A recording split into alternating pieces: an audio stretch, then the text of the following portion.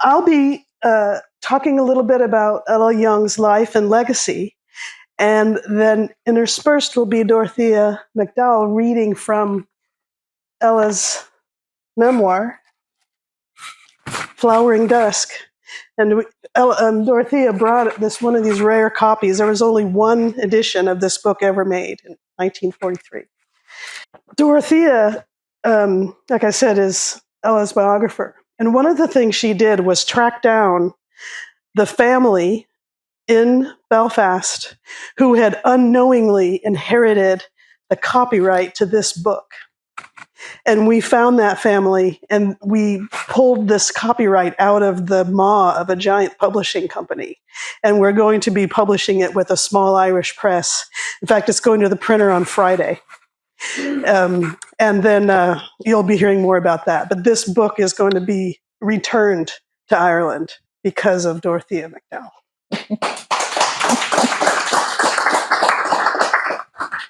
So when you Google Ella Young, there's more information online about her than there used to be. But what is out there right now doesn't really capture the best of her. But she was born in Ballymena, eldest of 9 children. She was born the same year as A.E. They were the same age. They were Presbyterian, or I don't think she was, but they were.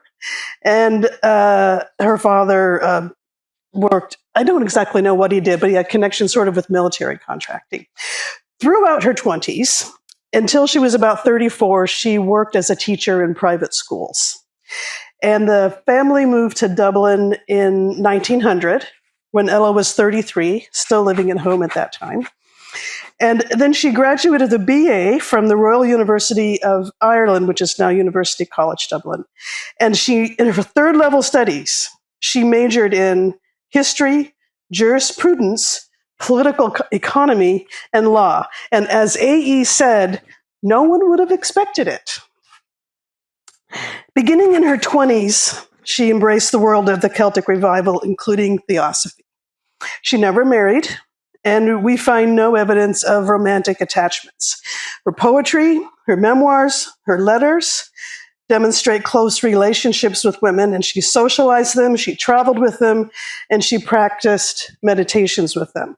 We don't know if she was a lesbian, but she lived like a lesbian, and she was friends with lesbian, gay, men, bisexual people her whole life, and we forget that that was illegal. She was completely non-judgmental in that world, and another way that she was ahead of her time. But the reason why I'm mentioning that is because of that connection, there's an organization in San Francisco called the Gay, Lesbian, Bisexual, Transsexual Historical Society of San Francisco, and they are sponsoring our work. And that is how we are able to take donations, tax-deductible donations, and apply for grants, including a grant that we made to the Irish consulate in San Francisco, and they gave us money, which I'll talk about in a second. So like many others with her background, Ella Young learned Irish, and she was a friend of Standish O'Grady, who was doing folklore collection, I believe, in the West. And she tells a story in this book about traveling for the first time to the West to collect folk tales. It's very funny. I won't spoil it for you, but she went with Standish O'Grady's wife, Margaret. And then the next decade, she traveled by herself. She published a book of short stories in 1909 called The Coming of Lou. I checked this book out from the Irish Library. The very same 1909 edition came to my house with little children's scribbles in it and stuff. It had just been in circulation for 120 years. Probably still is. So that was 1909, and then she published Celtic Wonder Tales in 1910. And this is the volume that includes the creation myth that Ireland needed. So, Dorothea, will you read from Flowering Dusk, where she talks about her first trip? "Do you see yon tall standing stone," said the son of the house, as the jaunting car rattled past it. "A great king lies under it. His name is Lou Lamfada." How well I knew that name. Lu, the long-handed, the son of God, Lu Adana, the master of every craft, the champion of the gods, Lu, under that stone, dead. But his great white hound still coursed the heavens, and dying folk yet prayed for dawn. By the turf fire in the stone-flagged kitchen we sat, night after night, talking, the household and myself. Candlelight made slight inroad on the darkness, but the turves were warmly red.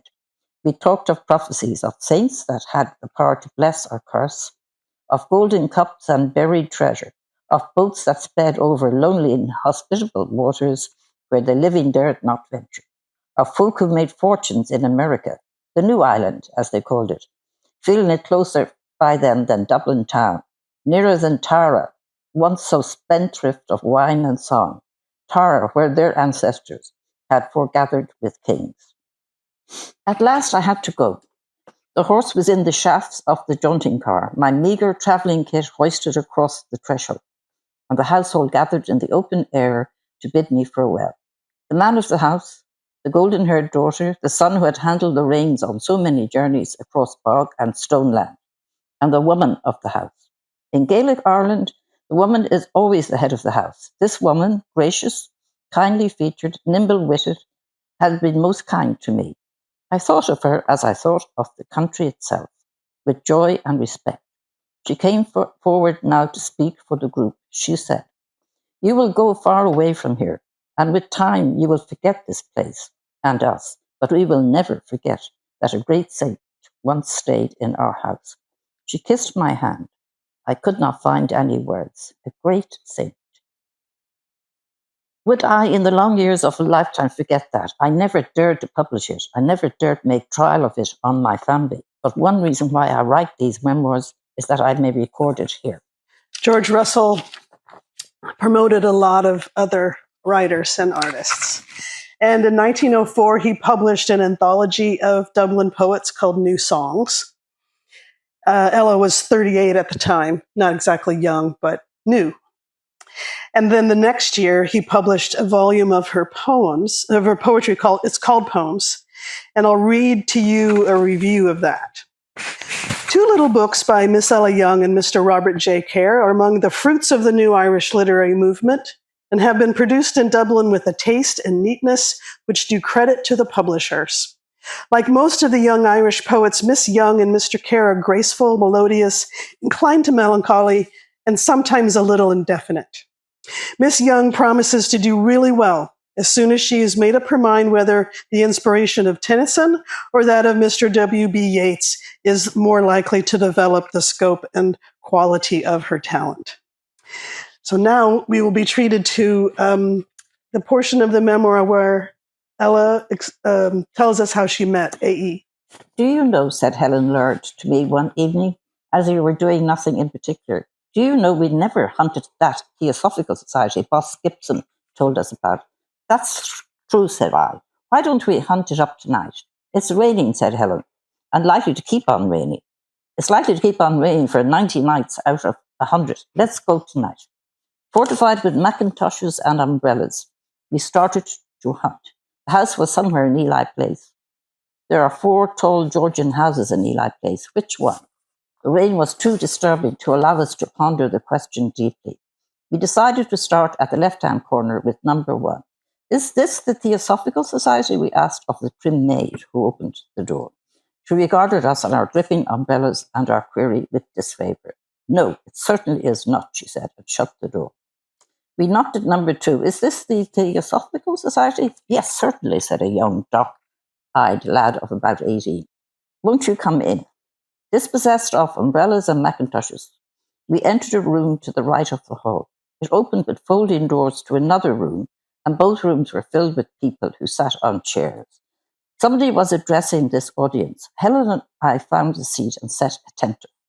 The speaker was talking of dream consciousness, voyages into the astral, cycles of reincarnation, of many gorgeous things that shone and revolved like whirls in that little cosmos, that dimly lighted cosmos. From the chandelier in the first room, there hung a strange pattern of triangles that seemed to form a globe, and from that again hung a serpent. When the speaker had finished, the meeting was thrown open. Anyone could speak and ask questions. Immediately, a man in one of the front chairs bounced to his feet. "You put your souls in jeopardy with this talk," he yelled. "Listen to me. There is only one true way of salvation, and you can find it for yourselves in the Bible, the Word of God." One or two people heckled him a little, and encouraged by opposition, he burst into a full-bodied gospel harangue. He ceased only for want of breath, and the people only sat and smiled. Afterwards, I learned he did this every night. It was his way of silencing his soul for the secret delight he took in these pagan orations and the society of these heretical folk. While he discoursed, I stared at walls and ceilings. The walls had pictures painted on them. Perhaps pictures is not the word. Symbolic emblems or drawings which made one think of Blake's drawings. In one place, a small human figure stood between two great beings, one blue and the other scarlet, who seemed eager to engage the attention of the man. In another place, great serpents, crowned and plumed, reared their heads. The light was dim, and the pictures moved in it like tapestries, blown by the wind, now in light, now in shadow. I had been at theosophical meetings that were livelier than this one, meetings where you didn't have to listen to gospelers. And I was just resolving that this first visit to theosophical rooms would be my last, and someone rose at the back of the hall and began to speak. It was a wonderful voice, unlike any other I had ever heard. I craned round to see who possessed it. In the dim light at the end of the hall, I could see a tall, slender, bearded man. He leaned slightly forward as he spoke. He spoke eagerly, but his talk had nothing to do with anything that had been said earlier in the evening. I don't really know what he said. I could only think that here was the most bewildering person I had ever encountered. He did not seem to be human, but rather the vehicle through which some being, rainbow-hued and unearthly, manifested itself. When he ceased speaking, I sat for a while in wonderment, till Helen said, "We'd better be getting home." Already many people had filed out of the room. As we turned to go, a girl with very bright red hair and an eager face came up and said, "Wouldn't you like to look at the pictures on the walls?" "They remind me of Blake's drawings," I said. "Who painted them?" "Why, A.E., to be sure." "A.E.?" I queried. "Yes, A.E., the diphthong of Ain, the name he writes under. His real name is George Russell. Haven't you heard of him? Don't you know him?" It was A.E. who spoke before the meeting broke up. Through the first 2 decades of the 20th century, Ella enjoyed critical and popular success in Ireland. In 1911, the Irish Review wrote the following about Celtic wonder tales. "There are certain books needed in Ireland. One is an anthology of Gaelic poems. The other is a book of Gaelic stories written for young people. We have now got the second book. For those tales of the Dodonans and the Ultonians, there could be no better Shawnee than Miss Ella Young. For her ancient Ireland is a spiritual reality that continually feeds the imagination. Her heart is in the stories, and she tells them in a manner that is natural, simple, and distinguished. We feel that, like older stories, Miss Young's versions were told first and written afterwards. Some are humorous, some are heroic, some mystical. These are the finest and most elaborate of the stories. There are 14 in the book, and we are sorry that there are not a great deal more." So that was written in 1911. And then in 1922, I don't know what the Gale is, maybe you do, but it was a magazine, I suppose. The Gale wrote, "Ella Young is one of Ireland's real artists. For years, she has lectured on the myth and folklore of Celtic tradition. She is one of the most picturesque personalities the Irish Renaissance has given us. With the magnet eyes of a sorceress, she has the gentleness and subtle charm of a poet and a dreamer. As a lecturer, she has been exceptionally successful. Her voice is full of music, and yet in that softness and beauty, there is a firm conviction expressed which captures her audiences." And then she decided that she was going to go to America on a speaking tour of the East Coast. And she gave one last lecture in Dublin. And this is what the Freeman's Journal wrote about that last lecture.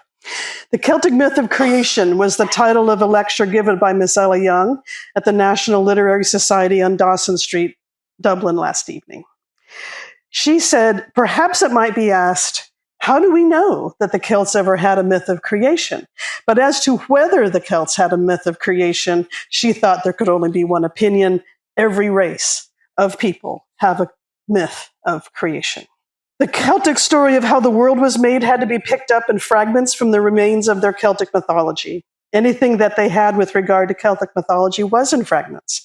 And for a long time, no work was done amongst those fragments. In fact, it was not at all known whether we had any fragments of mythology, and it was not until a great deal of work was done by Dr. Douglas Hyde and others that they began to really have some idea of what magnificent edifice must have once stood where these fragments only remained. So that is just a secondhand look at what her lecture must have been about. And then we have a quote from Douglas Hyde in another context where he said, "I do not know how I miss these things. Ella Young should have been speaking every week now for the past 20 years, but now she's going to America. And like so much in Ireland, we do not appreciate what we have." I think that had she remained in Ireland, her work and her worldview would not have found the same reception that she had in America. The independent Ireland was not where women and theosophists would have found any kind of political or even social equality, just although many of her generation had envisioned that. So when she left on a speaking tour in 1925, about 100 years ago, she wouldn't have known that, though, but she might have feared it. And then she never returned to Ireland, and A.E. came to America, as many of you know, in 1931. But as far as we know, they didn't. He even went to California. Mm-hmm. But Pasadena, where he was, and the Bay Area, where she was very far away for two elderly people. And as far as we know, they weren't able to meet. This is the New York Times Sunday Supplement headline that introduced her to her new country. Elfland sends an ambassador to U.S. Let me read some of this. It's a very long article. I'll read just the choice excerpts from it. Ella Young, Ireland's closest present-day link to the fairies, is coming to America. Not perhaps one of the major lights of the Irish literary Renaissance, she is nevertheless an important figure, breathing the undistilled atmosphere of that interior Gaelic life, ever a little mysterious, out of which so much fine has flowered. Ella Young has done valuable work in translating and adapting Gaelic literature and folklore, thus helping to sustain the traditions that spread so romantic a background for the modern Irish state, now slowly establishing itself as a political unit. So this is 1925, remember, where we are in history.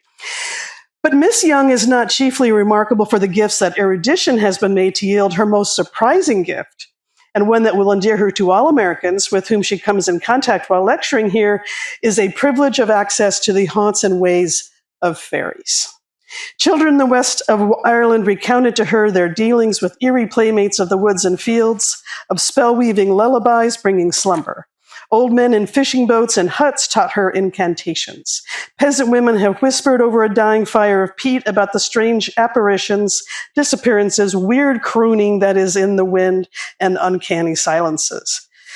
I have a heart that loves such stories and adventures, she confesses.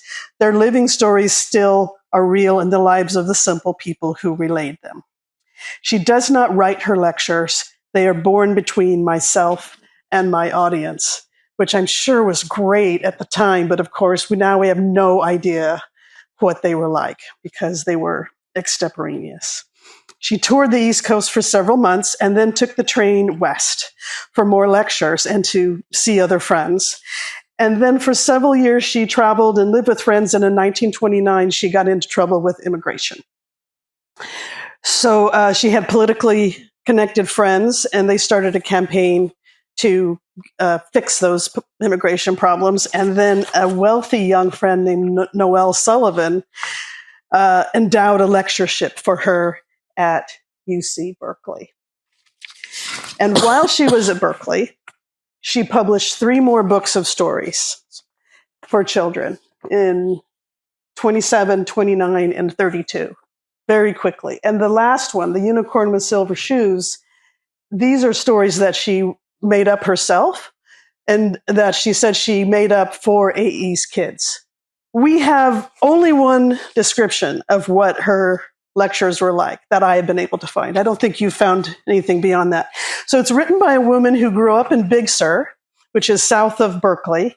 And she was at college at UC Berkeley in 36. And she wrote her memoirs of growing up in Big Sur and then just kind of dropped this little story in there. She wrote, she gets Ella's age wrong, but because she was so young, a college student, like everybody looks 150 years old. So this is what she writes. Ella Young was a fantastic being when I first met her at UC, where she was giving a lecture on the great Irish mythological hero Cuchulainn. This was in 1936, so she must have been in her early 80s. Wearing her purple druidic or bardic robes with her long white hair flowing and her brilliant blue eyes flashing, she seemed not only young, but incredibly and superhumanly beautiful. She had an indescribable force or magic about her. One did not feel she was human or on our plane. When in her presence, even sitting in a crowded lecture hall, one felt as though encountering a great wind or something equally elemental, something much bigger or more impersonal than human. Years later, when I saw her in Carmel, I was shocked. Ella must have been in her 90s and looked very old indeed. She was sitting in a chair by the window, lifeless, shriveled. She reminded me of a little brown leaf curled up and faded, about to disintegrate into the forest floor. Then she looked at me and began talking, and the most extraordinary transformation took place. Once again, her blue eyes flashed brilliantly. Her face became young and beautiful, like that of a deva or a member of the elemental kingdom. There was something incredibly radiant and singing about her, and I felt as some great wind from the sea had entered the room. The lifeless little old lady had disappeared, and her place stood an ageless being, shining as the legendary figures of Irish fairy tales or Tir na Nog. So then Rosalind asks her about a place nearby where they were, called Point Lobos, where we went in Carmel. So Rosalind says, I asked her what she thought of Point Lobos, as I had heard she believed in sacred mountains and that there was one at Point Lobos. And Ella said, Point Lobos is the center of a psychic force for the entire Pacific coast. There are other sacred mountains, other sacred places, but this is the most powerful. But Point Lobos is not ready to make friends with society yet. Mount Shasta is making friends. Other great mountains are making friends, but not Lobos. That is why people should be careful when they go to Lobos. She told me there were fairies at Point Lobos, and a great diva with beautiful wings guarded the place. One time, she told me, she had been addressing the Parent-Teacher Association at Carmel and told them of the fairies at Point Lobos, and to her horror, 150 women in her audience insisted on immediately going to Point Lobos to look for fairies. They didn't find any. But after all, she chuckled, all those marching feet. There aren't as many fairies here as in Ireland. Mostly, there are bigger spirits. And then finally, Rosalind talks about how in the 1960s, maybe 10 years after Ella Young had passed away, she doesn't explain this, she was wearing Ella Young's deep purple amethyst necklace. She said, I went to Lobos with John Cook, and for several months we did daily meditation there, rain or shine. He was in a wheelchair, so I had to push it along the edge of the cliffs, but neither of us feared. Toward the end of this period, we began hearing a heavenly choir. The last one, strangely, was in Chinese. Finally, we invited the entire meditation group, which met at Carmel Highlands, to accompany us to this sacred grove. There were 7 of us that day, and all 7 heard the heavenly choir. It was in English this time. We had not told anyone about the choir in advance. And this is a story, they're so rare, but there must have been dozens and dozens of people who took their experiences with Ella Young out into their lives for generations afterward and shared that with other people, especially to listen to things like the fairy music. So a little bit about her life in California. This is a photograph of a cottage that still exists in a museum, and you can go inside it. And it's where Ella and her friend Arthur Gavin would sit many for long hours. They've moved the cabin to the museum, but you can go inside it. It's pretty cool. So Gavin Arthur was the grandson of a U.S. president. He was sort of part of American political aristocracy, but they had met in Dublin in 1922. And by the mid-30s, he had spent out his inheritance, and he was living for free in the dunes in a little town called Oceano. And after her lectureship ended at Berkeley, she moved to be close to him and to some other friends in a theosophical community called Halcyon. So he's pretty well known, and you can read about her other friends that were famous, like the Varians and Ansel Adams and people like that. But what's not so well known is that she brought with her some version of sort of an Irish version of the Golden Dawn or Yeats Irish Order or something, and she renamed it and called it the Fellowship of Shasta. And she compiled a group of rituals about the Irish holidays, and these holidays were celebrated using these study materials from the 30s all the way up till the 80s, 1980s. And she appointed Gavin Arthur to be the steward of this. It's sort of like the Masons, but Irish and Ella Young inspired. You can imagine. So those materials, we are going to be publishing those. They're in public domain now, and I'd like to return them to the world. And another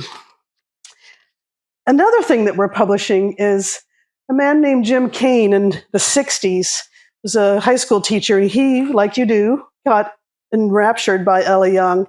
And at that time, many of her friends were still alive. So he recorded interviews with her friends like Gavin, the photographer Ansel Adams, some other people who aren't as well known. So he never finished the book, but his son put the interviews online, and I found them there. You knew him, Jeff. Mm-hmm. We worked it out with the family. We've now published the transcripts of those interviews, and they are amazing. Now that I got to publish them and really get to know them, I learned a lot about Ella, and it's very good. So if you want to you can buy the ebook. I have that online, and in a few weeks, there'll be a paperback as well that you can order later. So now we'll be treated to the final bit from Flowering Dusk. Beauty. Every lover of beauty becomes oversoon aware of that tragic shadow, the destruction of beauty, the destruction of joy, which is in itself a kind of beauty. The fallen tree, the fire-scarred mountainside, the disease-eaten body. Since I saw many beautiful things destroyed and sympathized keenly, for a time at least, with human misery, this shadow spread and blackened about me, till it became a torture. At the blackest moment, suddenly I understood that beauty is outside of and independent of all form. It is imperishable. Here we see only the poor image of beauty, as one might see the sun reflected in a mud puddle. A passing urchin stirs the water, and the image is broken, but the sun remains. Reaching out toward this beauty, conceived at once as formless and having every form, understanding it to be approached as much through sorrow as through joy. One apprehends the fringe of it as an ecstasy, lifting mind, body, and soul beyond the trammeled existence we mistakenly call life. And you can listen to it on our website. It's called The Morgan. And then we're working on another one right now about her life in California called Halcyon Days. And please go to our website, donate money if you want to, or just sign up for the newsletter so that you can find out about what we're doing next. And if you'd like to help us promote the life and legacy of Ella Young.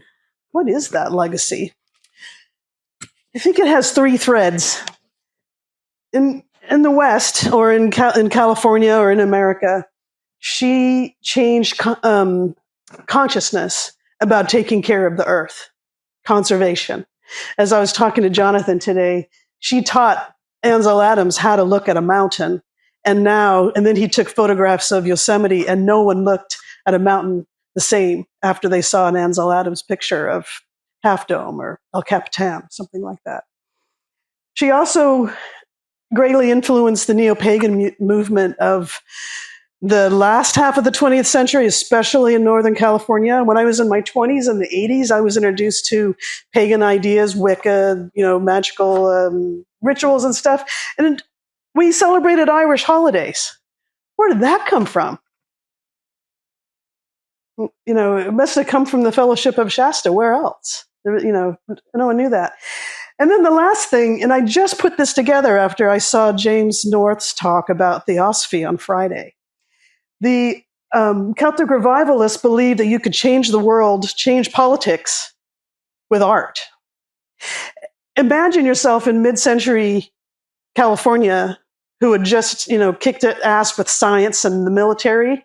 I think if you lived in California at that time, you might think that you could change the world with science and the military.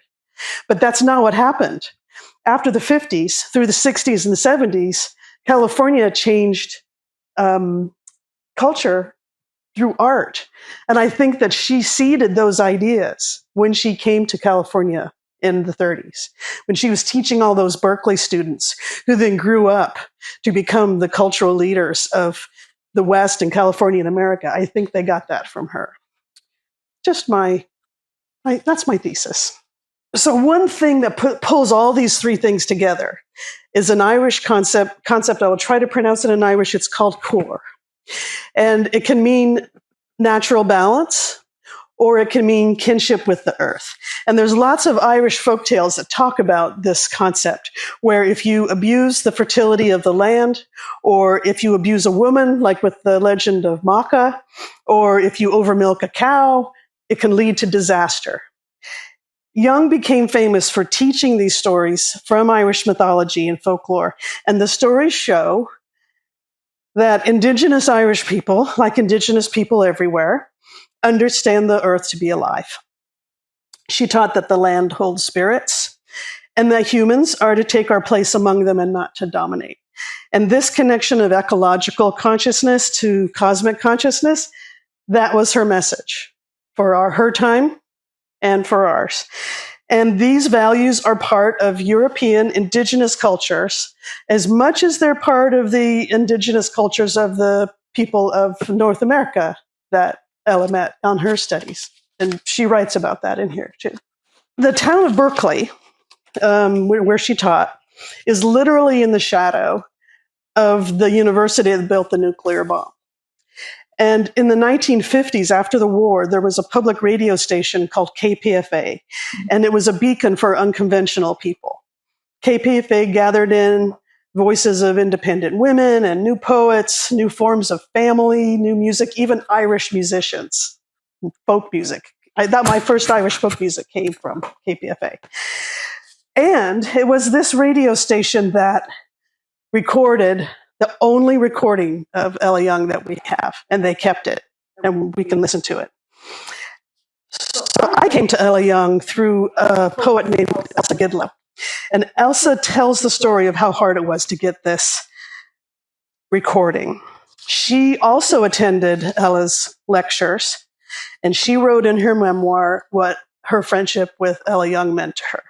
It is no light gift to have known in this age a druid, filled with the ancient wisdom of women. My long friendship with Ella Young I regard as one of life's enduring benedictions.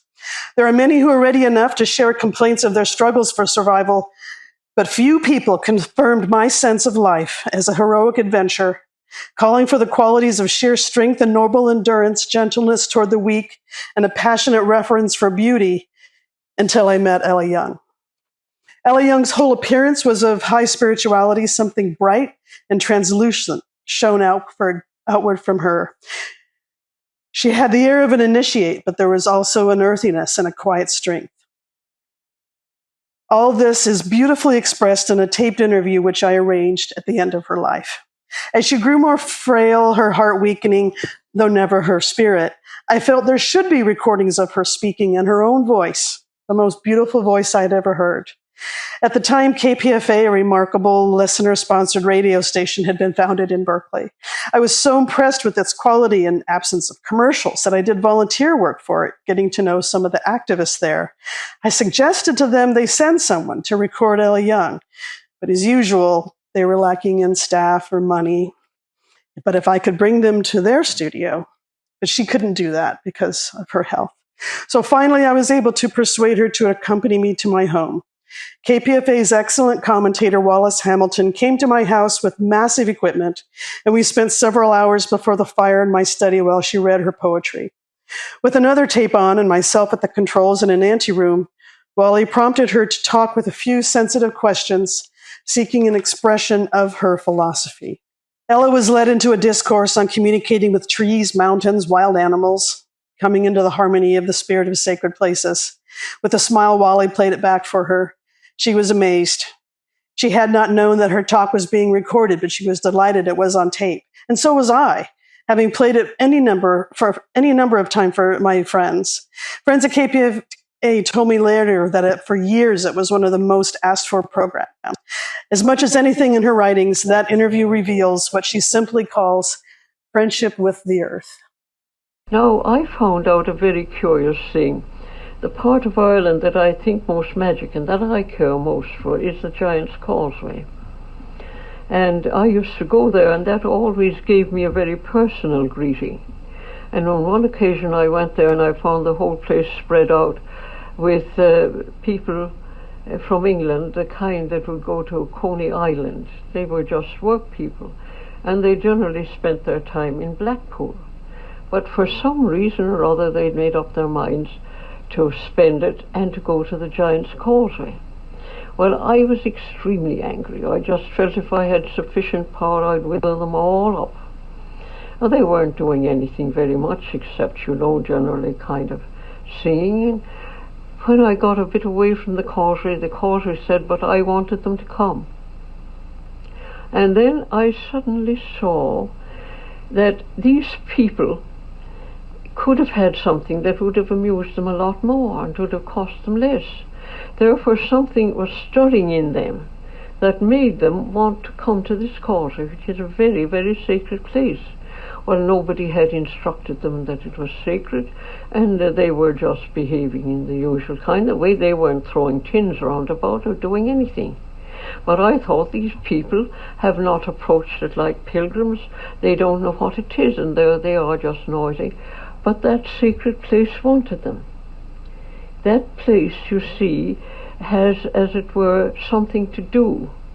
It wants anyone who wants to make friends with it. And it's very gracious. You see, it wouldn't mind if they just hadn't all the attributes. Maybe it sees more in them.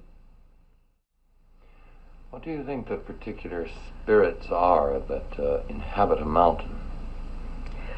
Well, you see, to begin with, the mountain is alive. And to go back further than that, the earth is alive. The earth is a great living being.